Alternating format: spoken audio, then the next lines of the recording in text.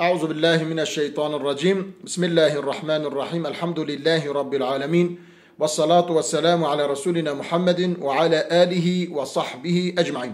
Sevgili dostlar, bugün size inşallah tefsir dersi yapacağız.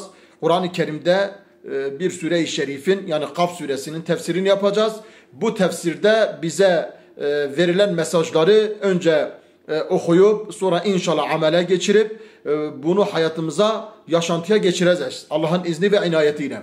Sevgili dostlar, Kaf suresini Resul-i Ekrem aleyhissalatu vesselam çoğu zaman sahabelerin toplu bir anda Resul-i Ekrem aleyhissalatu vesselam meclisinde bulundukları zamanda Resul-i Ekrem aleyhissalatu vesselam ashabına okuduğu bir suredir.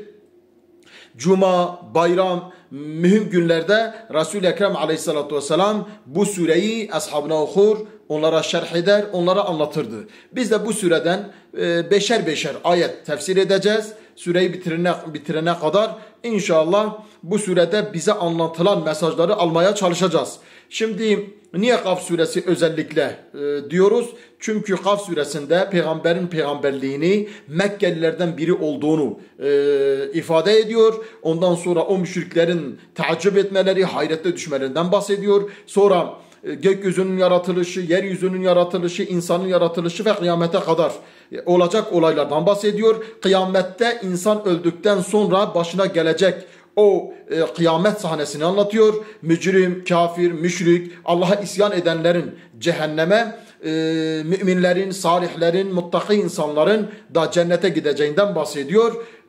Allah'ın kudret ve azametinden, yeryüzü ve gökyüzünün yaratılışından bahsettiği için bu süre çok mühim bir süredir. Ben de burada size inşallah beşer beşer ayet size şerh etmeye, tefsir etmeye, anlatmaya çalışacağım. Rabbim sizleri de bizleri de bu ilimden müstefid olanlardan eylesin. Yine söylüyoruz, Kur'an'la yaşayan, Kur'an'la kalkan, Kur'an'la oturan insanlar necat bulmuşlar. Eğer bu ümmet geride kalmışsa Kur'an'dan uzak olmasından dolayı geride kalmıştır.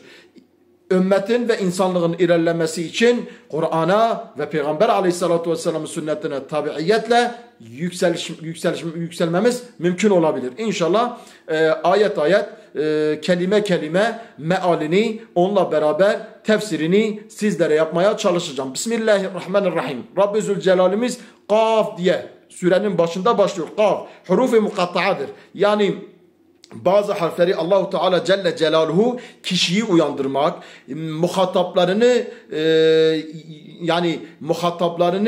sureye kulak asmalarını, dinlemelerini sağlamak için bazı harflerle başlamış. Bunun hurufi mukatta'a diyoruz. Uyarıyor. Kaf. Yani kişi bakıyor, kaf dedi. Kaf ne mana geliyor? Acaba bu kaf kelimesinden sonra ne diyecek? Allah Celle Celaluhu bunlara hurufi mukatta'a bazıları mana vermişler, bazıları da mana vermemişler. Biz burada sadece hurufi mukatta'a diyeceğiz. Uyarı içindir, kişiyi uyandırmak içindir. Aklı, zihni, fikri Kur'an'da gelecek mesajlara yönlendirmek için Rabbi Zülcelal'imizin insanlara bir uyarı olarak getirdiği bir harf, bir süre diyelim.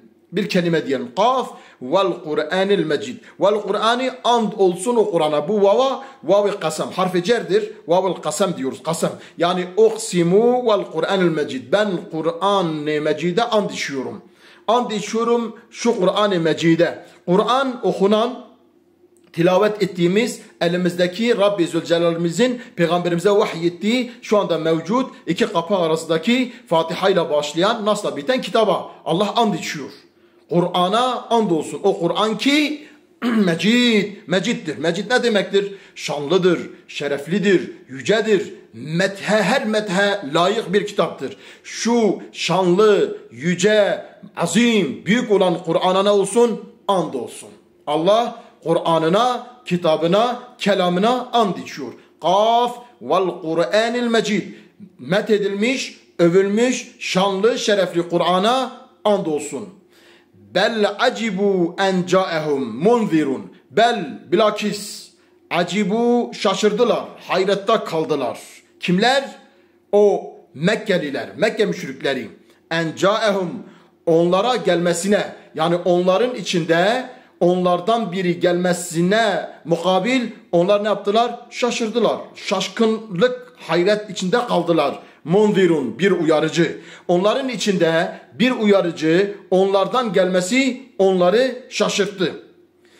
Şimdi burada Resul-i Ekrem aleyhissalatu vesselam bir insan. Mekkeli birisi. Mekke'nin içinde Ebu Cehil gibi adamlar var. Mekke'nin içinde işte Ebu Leheb gibi adamlar var. Mekke'nin Ebu Talib gibi adamlar var. Yani böyle saydığın zaman Mekke'nin büyük adamları var. Allah onlardan peygamber değil de Mekkeli Muhammedi aleyhissalatu vesselam onlardan birisi olan, fakat yetim olan, babası vefat etmiş, öksüz olan, malı mülkü olmayan Hazreti Hatice annemizle evlendikten sonra Hazreti Hatice'nin malından tasarruf sahibi olan bir insanın onların içinde peygamber olarak gelmesi onları ne yaptı? Onları şaşırttı. Yani onlar kendi kendine dediler, biz niye peygamber olmadık? Niye bize ver? Mesela niye Utbe'ye, niye Şeybe'ye, niye As bin Vail'e, niye işte Ebu Cehil dediğimiz Amr bin Hişam'a, böyle insanlar varken, Mekke'nin büyükleri varken, onların içinde yetim, öksüz, bir de başkasının malında tasarruf eden Muhammed'e verildi. Bu onları hayrete bıraktı. Onların içinde minhum, onlardan birisi. Fekâlel kafirûne, kafirler dediler ki, hâzâ, bu şey'un acib, çok tuhaf bir şeydir. Bu acib bir şeydir. Nasıl yani bizden ve bizim sosyal hayatta Mekke'nin en önde gelenlerden biri değil de Mekke'nin içinde normal bir insana bir peygamberlik verilir diye onlar bir uyarıcı olarak gelmesi onları ne yaptı? Şaşırttı, şaşkına getirdi. Şaşırdılar. Sonra tabi Peygamber aleyhissalatü vesselam onlardan ölümden bahsetti. Peygamber olarak ona gelince onlar kendi aralarında konuşuyorlar. Çünkü onlar ahirete inanmıyorlar. Evet, Allah'a inanıyorlar fakat ölümden sonra bir hayata inanmıyorlar. Bunlar putlara tapıyorlar, putları var, müşriktürler. Fakat ölümden sonra bir hayatın olacağına ve ondan sonra insanların dirileceğine inanmıyorlar. Ve dediler ki اَاِذَا mitna, öldüğümüzde mi? O istifham edatıyla getiriyor. اَاِذَا mitna, biz öldüğümüzde ve kunna turaben, ve toprak olduğumuzdan zalike bu rac'un ba'id, uzak bir dönüştür. Ya اَاِذَا mitna, biz öleceğiz ve kunna turaben, sonra toprak olacağız. Zalike rac'un ba'id, bu uzak bir şeydir. Yani öleceğiz, öldükten sonra bir daha dönecek miyiz? Malumunuz Ebu Cehil, Amr bin Hişam eline bir kemik alıyor. Resul-i Ekrem aleyhissalatu vesselam yanına gidiyor. O kemiği ufalıyor, parçalıyor. Ey Muhammed diyor, bu toprak olup yok olduktan sonra bir daha dirilecek mi? Diyor. Resul-i Ekrem evet dirilecek diyor ona. Evet sevgili dostlar, onlar ahirete inanmıyorlar ya. Bu kadar öldüler. Şimdi diyecek Allah-u Teala, onlara cevap verecek. Siz diyorsunuz ki biz öldük, öldükten sonra bir daha döneceğiz. Bu uzak bir şeydir diyorsunuz. Böyle bir şey olması mümkün değil. Allah-u Teala bu sefer onlara cevap veriyor. Kad alimna, biliriz biz muhakkak, ma tenkusu, neyi eksilttiğini, neyi yok ettiğini, el erdu minhum, onlardan. Adem aleyhisselamdan günümüzden ahirete kadar, tabi peygamber dönemini düşünün, ondan sonra bugüne, bugünden de kıyamete kadar toprağın onlardan ne kadar mahlukat eksilttiğini, ne kadar onları yok ettiğini biliyoruz biz. Ve indena, bir de diyor ya, kad alimna ma tenqusul erdu minhum, onlardan ne kadar insanın ölüp yok olup toprak olduğunu, toprağın onları eksik ettiğini biz biliyoruz diyor Allah-u Teala. Ve indena, bizim yanımızda kitabun hafiz, muhafaza edilmiş bir kitap vardır levh-i mahfuzda. Her insanın doğumundan ölümüne kadar Allah-u Teala bir kayda geçirmiştir. Bundan sonraki ayetlerde Allah-u Teala diyecek, 2 tane melek onların amellerini yazıyor. Hepsi kitapta yazılıdır.